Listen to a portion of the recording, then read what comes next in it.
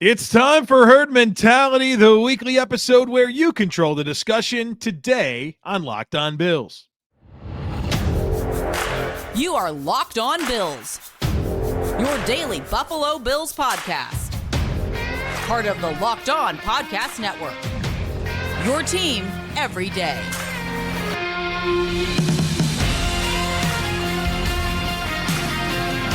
What's up, Bills Mafia? It's Joe Marino, author of Go Bills and Buffalo's Run, also the co-host of the Locked On NFL Scouting podcast, and I'm your host of Locked On Bills. Want to thank you for making Locked On Bills your first listen every day, and a big welcome and shout out to our everydayers. You know who you are. Those of you who never miss a single episode, I appreciate y'all being here very, very much. I'd also like to invite you to subscribe or follow for free on YouTube or wherever you listen to podcasts. We're part of the Locked On Podcast Network, your team every day. Today's episode is brought to you by Game Time. Download the Game Time app, create an account, and use code LOCKEDONNFL for $20 off your first purchase. Last-minute tickets, lowest price, guaranteed. Well, folks, welcome to Herd Mentality. Have some great stuff to get into. We're going to talk about the rushing offense, the offensive line, the next two games for the Bills, some of the young nucleus that is emerging for this roster.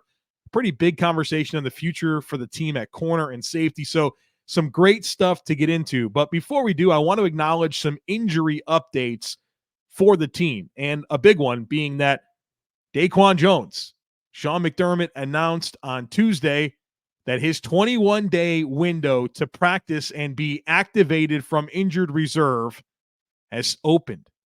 And he practiced on Tuesday. He's not expected to play this week.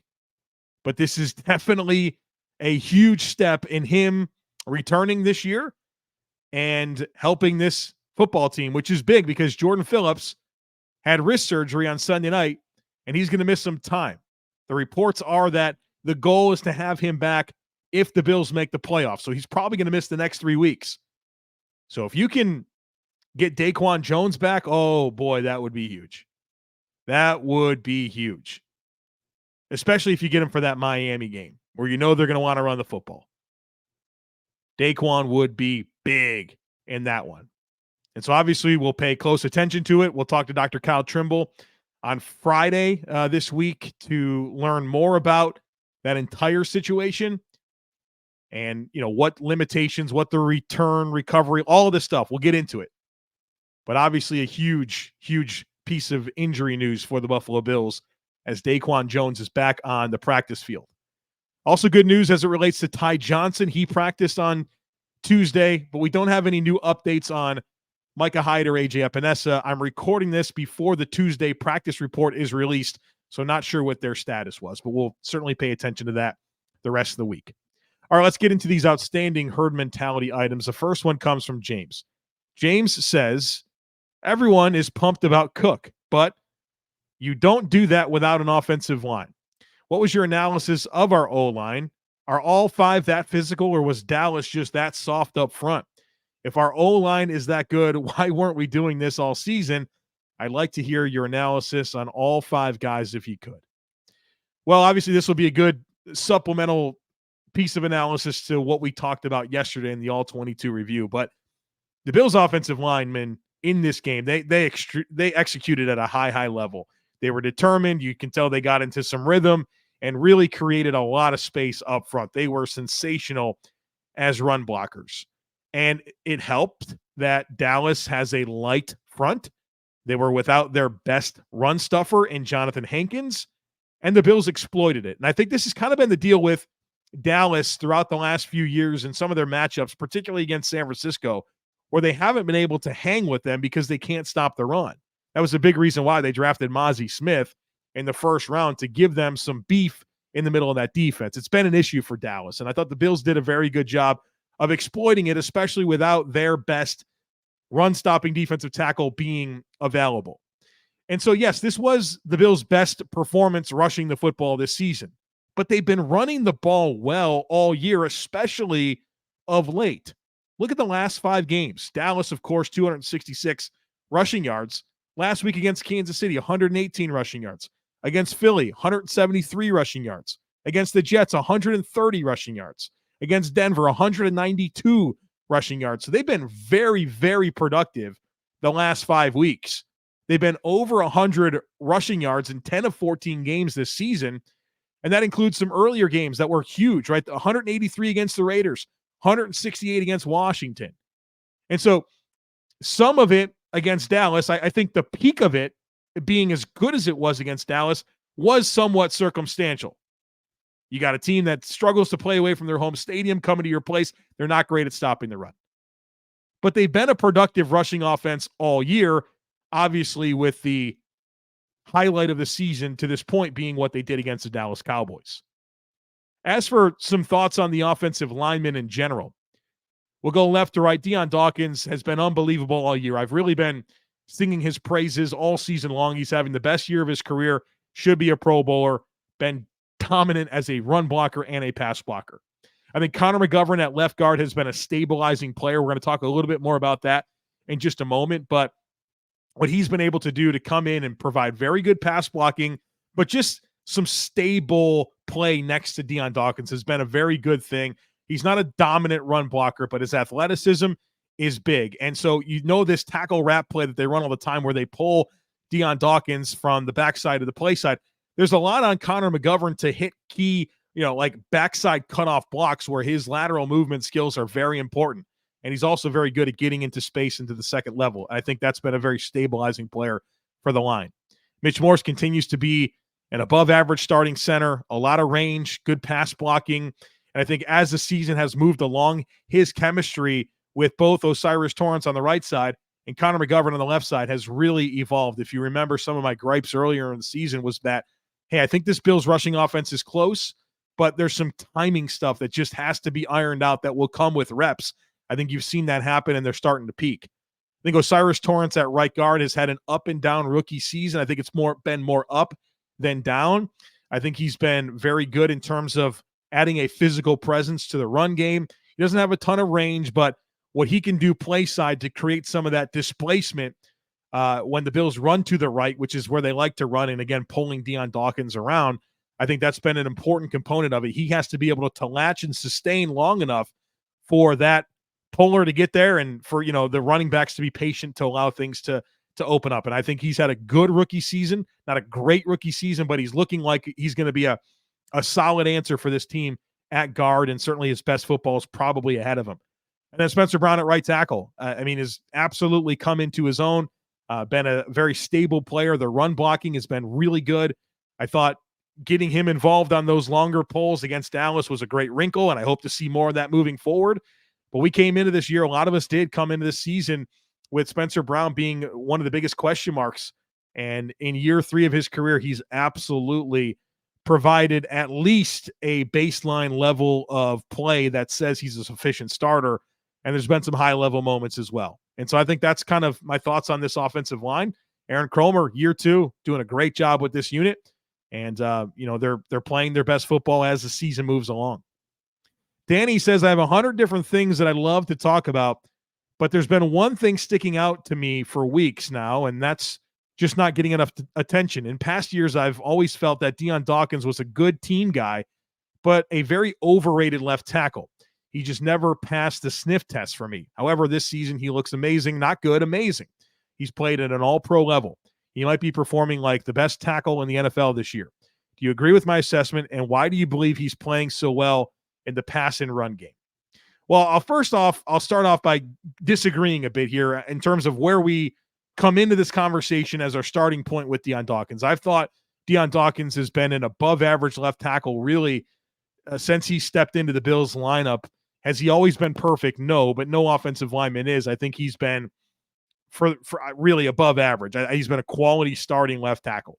I've not really come off that. I've never really thought of him as overrated. I think he's been a good player. But I will say that this is his best season. This is definitely his best season. And I think what matters a lot in this conversation is what's happened next to him at left guard. And you talk about offensive line, and it's 5 guys working together as one. And that's hard to do when you've had the instability next to Dion Dawkins that he's had to deal with throughout his career. Obviously, this year, as I mentioned, Connor McGovern has been a stabilizing player for this offensive line. Last year, the left guard was Roger Saffold. Complete disaster, right? A disaster of a player that takes away from Dion Dawkins. In 2021, you had 3 different guys playing: Ike Bucker, Ryan Bates, John Feliciano. 2020, Bucker, Ford, Quentin Spain, John Feliciano. 2019, Quentin Spain was okay as a pass blocker, not a great run blocker. 2018, Vlad Dukas, rookie Wyatt Teller, Ryan Groy, Ike Bucker. There has just been a ton of different players next to him that takes away from his effectiveness because they've either been not a good player or you don't have enough time to develop that consistency needed to operate as a unit, and I think that's taken away from Dion Dawkins at times. So Dawkins is playing the best football of his career. I think he's been a great player for the Bills, but I think you credit Brandon Beane for getting Connor McGovern to stabilize that left guard position that has unlocked more from Dion Dawkins, not to mention year 2 with Aaron Kromer, who's been, throughout the last 20 years among the best offensive line coaches in the entire league. I think that's kind of your recipe for this version that we're getting of Dion Dawkins right now. All right, folks, we got a bunch more to get to. Stick with me. But you got to check out Prize Picks. Prize Picks is the funnest, most exciting, easiest way to play daily fantasy sports. The format is incredible. It's just you against the numbers. It's not you against thousands of other players, including pros and including sharks. It's just you against numbers. Here's what you do. You select 2 or more players. You pick more or less on their projected stats. You place your entry. That's it. Doesn't take long. Picks can be made in under a minute, and then when you win, the withdrawals are super, super quick. I love all these sports that are on TV.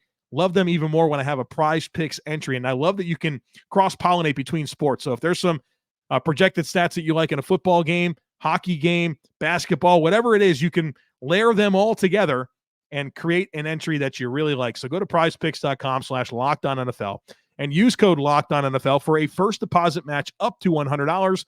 Again, that's prizepicks.com/LockedOnNFL and use code LockedOnNFL for a first deposit match up to $100. Prize Picks, daily fantasy sports made easy. All right, folks, let's keep it moving here. The next one comes from Bub. Bub says, when preparing to face a new coach, do you think the game plan is more generic because you don't know their tendencies? Very worried about how the defense will read their keys with a lack of tape. And, of course, Bub is referring to the coaching switch for the Chargers. They fired Brandon Staley, fired a couple of assistants as well, and they have an interim coach. And so there's some tough dynamics in this game, right? I think, generally speaking, there's high expectations for the Bills to win. They open up as like 14-point favorites. They're still a double-digit point favorite going into Los Angeles this week. But there's some real challenges. Short week in LA. The Chargers have extended rest. They played last Thursday. The Bills played Sunday. That's going to help them. And then teams just typically get a bump from firing their coach in season. You saw it happen this year with the Raiders. They're 3-3 with Antonio Pierce after they fired Josh McDaniels. I think they won their first 2. Last year with Steve Wilks, when the Panthers fired Matt Rule, you saw how that team responded under Steve Wilks. Like, typically, you see this happen, and it galvanizes a team. Look at the Bills' offense. They fired Ken Dorsey, got an interim OC in Joe Brady. It has been energizing for the offensive side of the football. So I think that makes this tougher. And one thing that I'll say, like, the Chargers are coming off of an embarrassing 63-21 loss to the Raiders. The game was lopsided, but the only thing that was lopsided was the score. Metrically, it was pretty close. The Raiders had 20 first downs. The Chargers had 18 first downs. The Chargers were 6 of 12 on third down, 50%. That's good, especially with it being Easton Stick starting at quarterback in place of Justin Herbert without Keenan Allen. And their starting center got hurt in the game. Total yards, Raiders 378, Chargers 326. Time of possession was dead even. So yeah, you had a lopsided game, but it wasn't like this crazy mismatch. The problem was that the Chargers turned the ball over 5 times. The Raiders didn't turn it over at all. The Raiders had touchdown drives of 42 yards, 31 yards, 13 yards, 49 yards, 24 yards, and a pick six. I mean, short fields all over the place. And so, yeah, there are challenges in this game. But I think the reality here is you talk about a new coach taking over. It's not like they're brought in from outside the building. These are coaches that have been on this staff. They're not getting a brand new playbook this week. They're not reinventing their schemes this week. There's going to be plenty of carryover. There's going to be wrinkles and that type of stuff, but they didn't get a brand new playbook on both sides of the ball this week. So you look at the tape. I think you look at their personnel and what their strengths and weaknesses are. And from a Bills game plan perspective, the key here is to just stay true to your rules of your scheme and of your play calls.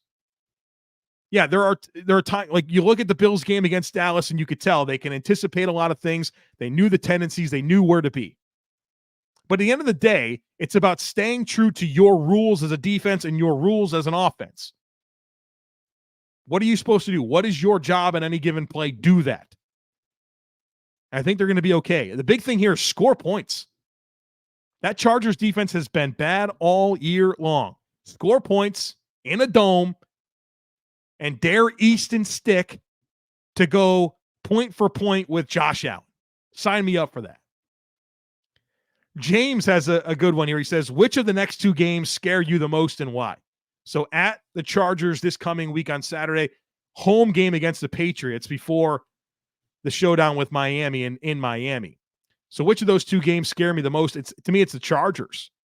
I think there's the most unknowns in that game, and it's on the road, short week. They have extended rest, and they're getting a one-game bump potentially from a new coach, a new interim coach, firing Brandon Staley, who I don't think was loved by that team. I mean, if you watch the Chargers over the last 2.5 years with him as the head coach, you could look at so many losses and put them right back on Brandon Staley for just awful game management. But then also for a defensive coach, his defense stinks. So I'm pretty sure they're going to be happy to have some new leadership, and they're going to want to rally and prove that they can, that they're better than what they were under Brandon Staley. So those dynamics makes the Chargers game a little bit more scary to me. As for the Patriots, like you're in Buffalo, right? That's a big deal. Like my goodness, if you lose to like the 3-win Patriots in Buffalo, well, then you don't deserve it. Go win that game. I know there's familiarity defensively. The Patriots are strong. Come on now. Home game, win it. Chargers is the game that scares me the most. John says, through all the good and bad this year, I found myself finding positives each week and watching the emergence of players like James Cook, Dalton Kincaid, Terrel Bernard, A.J. Epinesa, and especially the strong play of Spencer Brown. With the future of some of the veterans on the team uncertain, how do you think the core of this team is shaping up for the Bills long-term, and how can they help lead a charge into the playoffs this year and go on a run? Keep up the good work. Bills Mafia is fortunate to have you covering our team. Thank you, John. I appreciate that. Yeah, I think this is one of the big storylines of the season has been the emergence of young talent to serve as the next nucleus of the team. And there's a lot of conversations entering the season about an aging roster. And you think about Poyer and Hyde and maybe even Mitch Morse. You got Stephon Diggs is now 30 years old. Von Miller, just kind of key players in spots where there's just some aging talent. And so how do you get meaningful young players to help you? And I think that's happened right before our eyes this year, thinking about players just on rookie deals, offensively that are meaningful parts of this operation that I think are going to be reasons why the Bills are going to get it done this year and for future years. James Cook, Dalton Kincaid, Spencer Brown, Osiris Torrence, Khalil Shakir. I mean, those guys have been huge. You look at Cook, Kincaid, and Shakir have been like the 3 leading receivers over the last 4 or 5 games. 2 starting offensive linemen. Defensively, Gregory Rousseau, Terrel Bernard as the quarterback of the defense now. Christian Benford at corner, who's been really good. Just on rookie deals. That doesn't even mention a guy like Ed Oliver or Josh Allen, who's not old, right? There's a lot of good young players that are emerging for this football team, and that's really important because there's been a lot of narratives that some of this team is aging out and not effective anymore, It's nice to know that you can look at a crop of players on a rookie deal and on rookie deals and feel good about some star power in there and some very meaningful contributors. Not to mention, you're going to have another influx this coming year of draft picks where you're sitting at 9 picks in this coming draft. You can add 2 or 3 more names to that, and it'd be a really good thing. All right, very excited to talk about the secondary here in just a moment. Some good questions about Cam Lewis, the future at safety, this Benford Douglas corner tandem. So we're going to dive into all of that here in just a moment. So stick with me. But folks, you shouldn't have to worry when you're buying tickets to your next big event.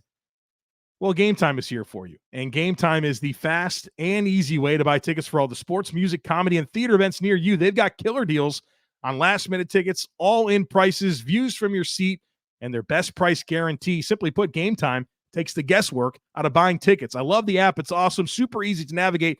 They also have flash deals, so you can log in and just see what opportunities are there for you for events in your area. And they also send the tickets right to your phone. So you don't have to dig through emails to get the tickets. They go right to your phone. So snag the tickets without the stress with Game Time. Download the Game Time app, create an account, and use code LOCKEDONNFL for $20 off your first purchase. Terms apply. Again, redeem code LOCKEDONNFL for $20 off. Download Game Time today. Last-minute tickets, lowest price, guaranteed.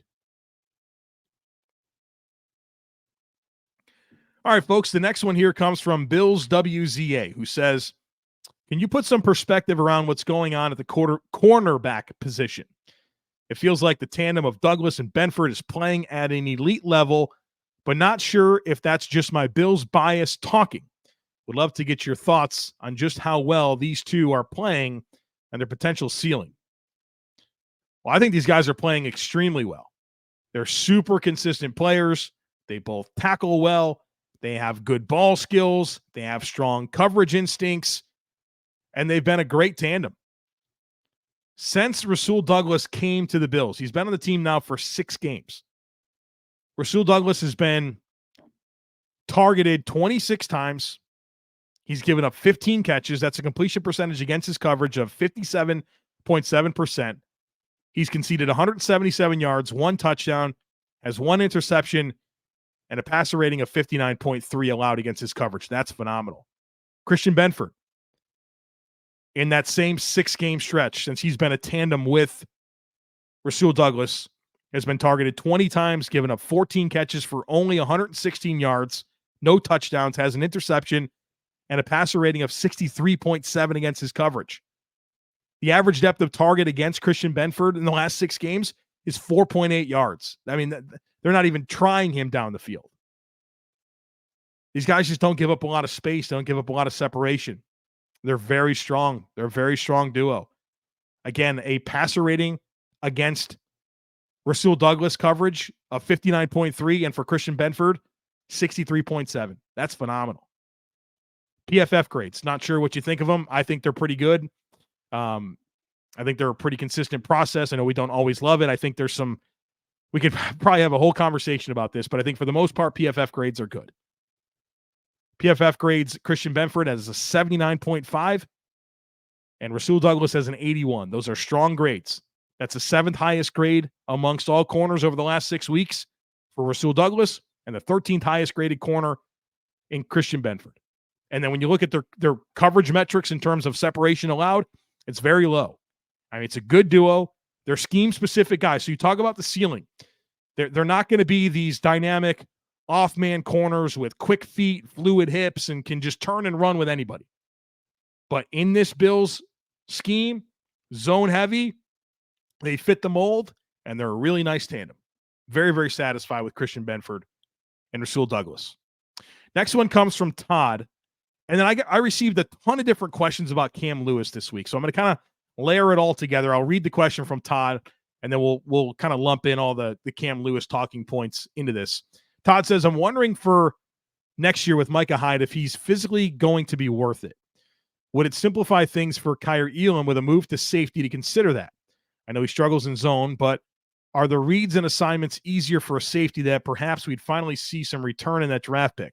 He's just such a head-scratcher pick for me. I'm just wondering, given Hyde's physical condition moving forward. So let's have a conversation here about the safeties moving forward, Kaiir Elam, just all of it. Cam Lewis, we're going to get into all of it right now. So at safety, beyond this year, you got some expiring contracts. Micah Hyde, Taylor Rapp, Cam Lewis, all expiring contracts. As for Micah Hyde, I'm quite nervous about him long-term. Multiple times this season, he's hit somebody, he's lost feeling in his left arm. It's concerning. Coming off of the neck injury the year before, it just feels like we're getting to the end of the line with Micah Hyde. I'd be surprised if he plays football next year. So I don't anticipate him being back. Taylor Rapp, Cam Lewis, both expiring contracts. I'd love to have Cam Lewis back. I've grown fond of Cam Lewis. I thought he was awesome in training camp. If you guys remember, when I was at camp, I felt like I had a daily segment on Cam Lewis and all the things that he did. I think when he's been on the field, he's been really good. Physical, versatile, can play in the slot, can play deep safety. I'm a fan. I'm a fan of Cam Lewis. And I know that people like to point back to the Minnesota game last year as this big black eye for Cam Lewis. He was right there in coverage. I mean, I know he was the guy, the 4th and 18 catch to Justin Jefferson. He was right there. It's not like he's getting cooked. He was right there. It's a crazy play. Tip your hat, move on. But Cam Lewis is a player that I'd love to see get more and more opportunity. There might be a case for Cam Lewis to be in the Taylor Rapp role, right? Taylor Rapp, whenever Hyde and Poyer are healthy, he has a job to do whenever the Bills go sub-package. They'll play Poyer at linebacker. Taylor Rapp comes in at safety. I think Cam Lewis deserves consideration to do that over Taylor Rapp. So, yeah, I'm in on Cam Lewis being part of this potential mix next year. You will have to re-sign him. You'll have to bring him back on a new deal. And I think that'd be well worth it. So you have Damar Hamlin under contract. Jordan Poyer is under contract. He has a $7.5 million cap hit. And the Bills can cut him and save $5.5 million against the cap and have $2 million in dead cap accumulation. I'd probably keep Poyer. I think Poyer's having a decent year. I don't think the drop-off has been as significant as we've seen from Micah Hyde. So if you can have Poyer, Cam Lewis, Damar Hamlin back, and then maybe you draft somebody, that's interesting to me at least. And then when you shift it over to the cornerback conversation, because I know there's a Kaiir Elam layer to this question, I think you have some interesting things to sort out at corner. Rasul Douglas, Christian Benford feels like that should be the corner tandem. Being mindful of you still have Kaiir Elam and Trey White under contract. Trey White coming off of an Achilles, I'm concerned, folks. I'm right now, my expectations for Trey White, I don't have any. I don't have any expectations for him at all. Some people talk about Trey White as a safety conversion candidate. I don't know if I see that. I don't think Trey White is a good tackler, and that's an important part of what you have to do at safety. Do I think he's smart enough coverage-wise, right? I think he knows the defense. He knows zone coverage. He knows where to be. He's got good ball skills. But do we trust him to be physical enough to play corner, to play safety, to go match up with tight ends, to tackle? I don't know if I love that. Kaiir Elam. Kaiir Elam's best ability is man coverage and ball skills. Zone coverage is not his strength. I think if you put him at safety, that you're putting him in positions to not do the things that he does well. And he's been a so-so tackler, a very poor tackler at Florida. He's had his moments in the NFL. He's actually been a better tackler in the NFL than he was in college. So maybe, but I don't love that. I'd almost rather just have Kaiir Elam as a depth CB3 situational type player where you want to play some more press man coverage, you put him on the field. I don't know if I love him at safety. And then there's Dane Jackson. Dane Jackson's another expiring contract. And if you bring him back, does he have some appeal at safety? Maybe there is some appeal there. I think that's at least interesting to me. So I think there's a lot of moving parts here at corner and safety. I think some of it feeds off the other. I think there's some conversion candidates. And there's just some unknowns as well. Like, what can Kaiir Elam be? I'm not eager to put Kaiir Elam in there over Christian Benford or Rasul Douglas. I would guess you're not either. I'm not sure I answered the question, but I certainly talked about a lot of the dynamics that exist at both position groups. All right, Justin has this one. He says, been listening to the pod since you joined Locked On. Thank you. You have always said you never give a running back a second contract. Since only Christian McCaffrey and Tyreek Hill have more scrimmage yards than James Cook, could you see him getting a second contract?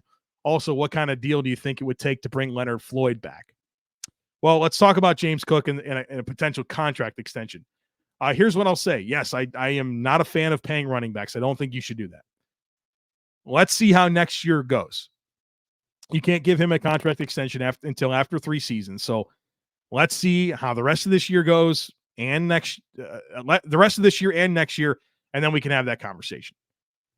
I know we could speculate and talk about it and look. I think if you look at McCaffrey's impact in San Francisco, it's hard to argue with what he means to that football team and how much they're paying him, right? It feels like it's fine. But I think generally speaking, running back contracts have gotten teams in more trouble than they've been helpful. So I don't have a hard no to this, but I would need to see a lot over the next year and a quarter for me to be pounding the table for a massive contract for James Cook. I mean, look at some of these guys like Saquon Barkley and Josh Jacobs and Tony Pollard. Just really kind of weird situations where they were all franchise tagged and got some things worked out, but then none of them really kind of fell through with what they were supposed to do this year. It's just, generally speaking, it's not good. But James Cook is a younger player, doesn't have a lot of mileage, right? He was not a featured back in college. Maybe there's something there. And I don't want to discredit what he means to the offense. So I'm not a hard no on this, but I want to see it play out a little bit more. As for Leonard Floyd and the deal that he would take, he's going to be 32 next year. And he just signed for the Bills to get him this year. It was a 1-year, $7 million deal with a $5.83 million signing bonus, with that base salary being fully guaranteed. I don't know. You want that again? If he wants that again, let's do it. But it can be interesting to see what happens there.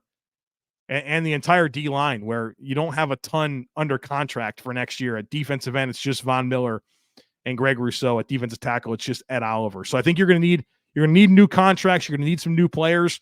And I'm going to be pushing to get younger and cheaper on the D-line. And I guess re-signing a 32-year-old doesn't necessarily accomplish that. So I'm not going to lose sleep over it. But yeah, I think you look at it and you think it'd be nice to have him back. I mean, he's got 10.5 sacks already. It's the first double-digit sack guy since Lorenzo Alexander in 2016. You hate to not bring that guy back.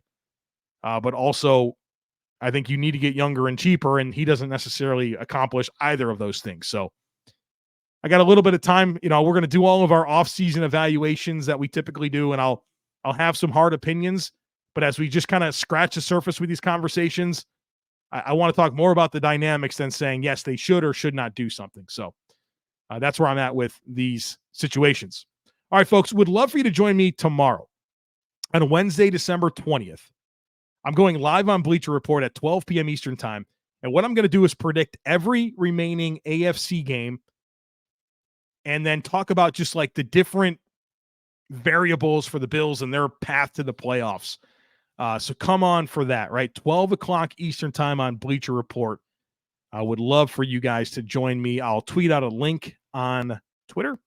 So if you're looking for a link there, do that. Or you can follow me on Bleacher Report. Search my name. You can follow me, and you'll be able to get the link right from there as well. And, of course, a lot more coverage this week on Locked On Bills. We're going to start focusing on the Chargers, our crossover conversation with Locked On Chargers, then our primer, all the stuff that we do to get ready for a game. That's all coming your way the rest of the week. So don't miss anything. Make sure that you're subscribed. We would love it if you took a second to rate, review, and share the podcast. Have a great rest of your day. Go Bills, and I look forward to catching up with you again tomorrow.